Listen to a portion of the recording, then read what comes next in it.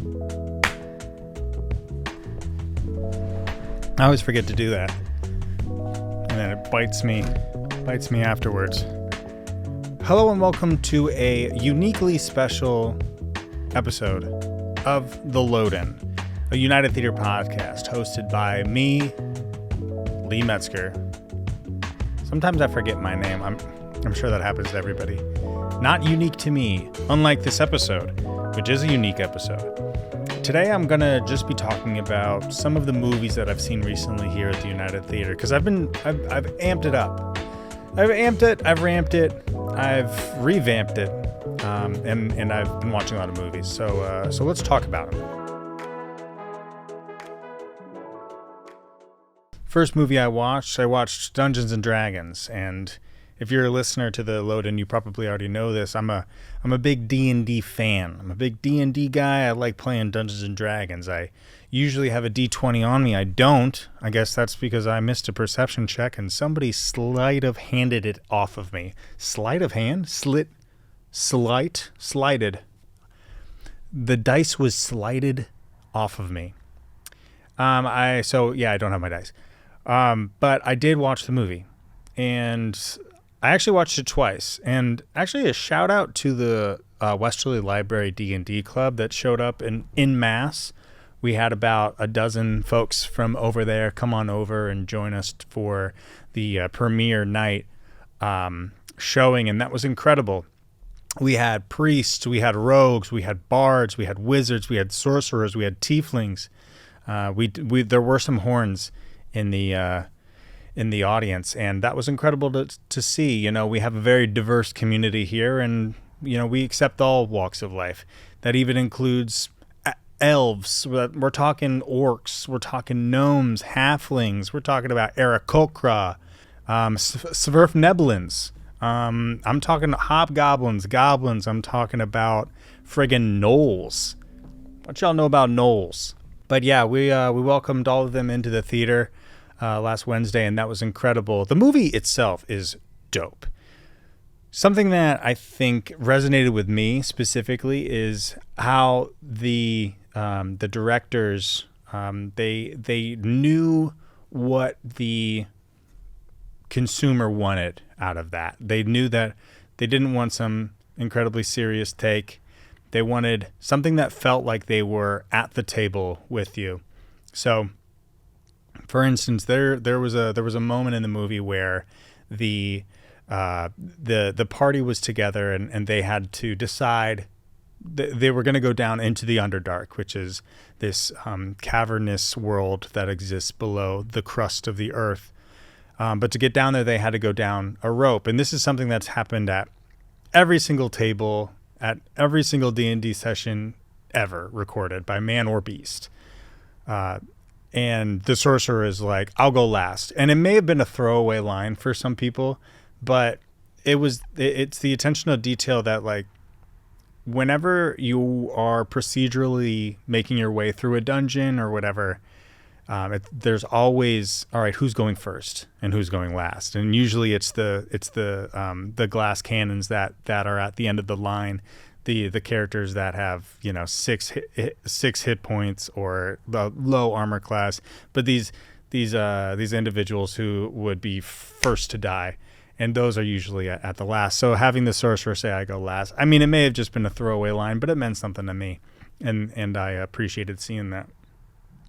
And you know, there was a bunch of stuff. There were like the mimic, the chest that turns into a gaping maw with a tongue, a prehensile tongue that can grab you. It was cool seeing that. Displacer beasts are dope. For those who aren't who haven't played Dungeons and Dragons, a displacer beast is a panther-like creature that has two tentacles that come out of its back. It also has an innate ability to use a spell-like ability called Blur, which makes it difficult to really see where they are. So it's something that's unique to them. The spell itself isn't unique, but the spell-like ability is. Gelatinous cube that like burns the body with acid until it just turns to skeletons. Loved seeing that. I will say they were pretty loose with the druid's capabilities. I think at one point the druid cast wild shape 7 times in one day without a short rest, and I think we can all agree that's not reality, okay? That wouldn't pass at my table. But yeah, it was incredible seeing all sorts of stuff. The druid also turned into not only a monstrous creature, the owlbear, but also a very minute creature, like a worm and a fly. Now, if the druid was able to cast the wild shape and able to, in effect, create themselves into a diminutive creature, or maybe even smaller than diminutive, that's a pretty high level caster. So that would also mean that they would be able to cast high level spells. And, I don't know. This is a little bit nitpicky, but I thought it was amazing. I'm not actually mad at all that stuff. I think it's dope. Just to see my hobby represented on screen meant a lot to me, and that was dope. And I really hope this movie does well, because I want to see where they go with these characters. I enjoyed it. D&D has been depicted on screen multiple different ways over the past couple decades. And it went from this super serious thing to then this nerdy goofy thing that should be punched down on. And now it's like this thing that doesn't take itself seriously. It has these moments of heart and charm, but it also has goofiness that you get at your own table. So I enjoyed it. The other movie I saw was Super Mario Brothers movie. Now that movie was fun. A similar kind of movie that these movies shouldn't be treated the same as even stuff that is considered kind of goofy, like the Marvel movies or Star Wars, or Star Wars is kind of for kids. Like, this movie is for kids, but it's also for the people who have played Super Mario Brothers for the past 50 years. So I think that they do a really good job of making it fun and making it accessible while still telling a compelling story. Sure, it's a pretty the plot moves. So it's a pretty quick moving movie, but I don't think we lose a lot from that. I think that the characters, we all know the characters. Nobody's going to see Super Mario Brothers and being like, who are these people? They're plumbers? They're Italian? They go through pipes? Who's a Princess Peach? So I think that we don't really need to go through that whole really let these scenes breathe and have these emotional, I don't know.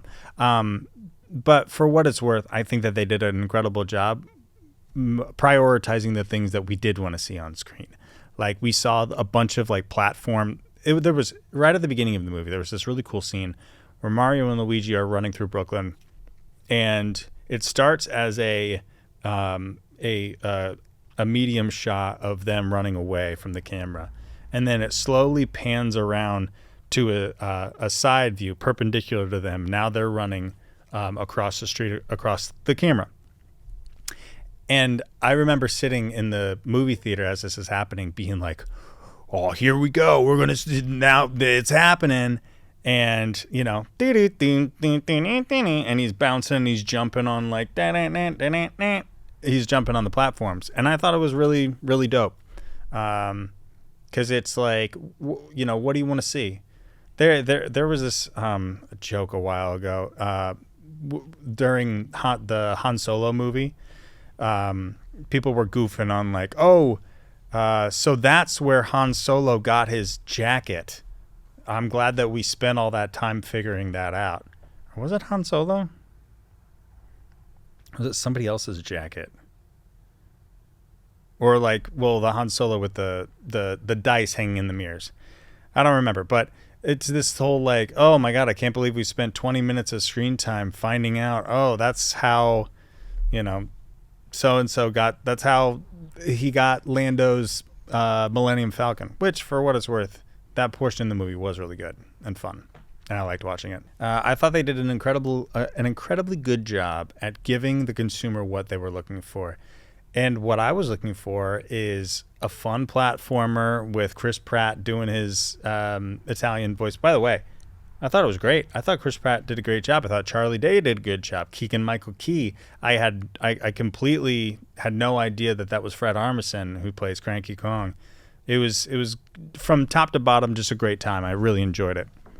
So, I mean, this was going to be kind of a quick episode. It's just for a little peek behind the curtain. Box Office Culture and the Load-In are going to be switching places. So next week is going to be Box Office Culture, and then the Load-In, and et cetera, et cetera. So that's why this one is coming out this week. In the meantime, thanks so much for watching. Thanks so much for listening. If you have a comment, please feel free to leave it in a review. I will read the reviews on camera. I'll read the reviews live, quote unquote live on the show. And I'd love to hear back from you. Let me know what your favorite part was in Dungeons and Dragons and your favorite part in Super Mario Brothers. I'd love to hear back from you. For a final grade for Dungeons and Dragons, I give D&D a 9.3 out of 10. And for Super Mario Brothers, I give that an 8.5 out of 10. So this was the Load-In. Thanks so much for listening, and I'll catch you next time. Peace.